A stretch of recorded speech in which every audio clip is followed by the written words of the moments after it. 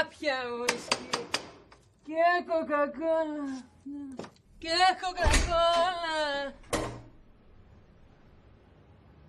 Τι έγινε, αγόρι, φωτιά πιάσαμε.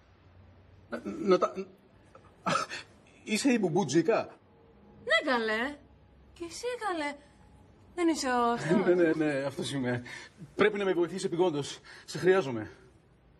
Εμένα. Ναι, έχεις κάτι δικό μου και το θέλω πίσω.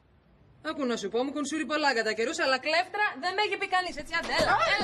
Τι κάνεις εκεί, καλέ, καλέ. Ποιο λέει, τι λες, άκου να σου πω, θα φωνάξω την αστυνομία, Μα ακούς τι σου λέω, όλα τα παιδιά εδώ στο τμήμα πελάτες μου είναι. Έτσι να σφυρίξω σε μπουζουριάσανε. Κλέρτη μου, είσαι. Συγγνώμη, δεν έχω καθόλου χρόνο, πάρεις την άκρη. Ναι, πας ρε, έλα το, σήκω και φύγε από το σπίτι μου τώρα. Ρε, θα φωνάξω, τώρα θα δεις, θα φωνάξω εγώ. Βοήθεια! Βοήθεια! Βοήθεια! Πού πας ρε! Κλέρτη! Ποιος Λέρτης ρε! Δεν έχω κανένα Λέρτη εγώ εδώ μέσα. Κλέρτη μας είσαι. Εγώ είμαι ο Κλεάνθης. Λέρτη, μίλησέ μου. Καλέ, έχω δει ανομαλίες και ανομαλίες, αλλά αυτό... Αυτός ο καθρέφτης είναι δικός μου. Τι λες ρε μάπα! Ξέρεις πόσα έσκασα για να τον πάρω. Ρε φέρνω το! Θα τα δώσω πίσω. Δεν τον θέλω ρε τέλος, θα σφέρνω τον καθρέφτη. Σε παρακαλώ, είναι ζήτημα ζωής και θανάτου. Στον κάτω ρε σου λέω.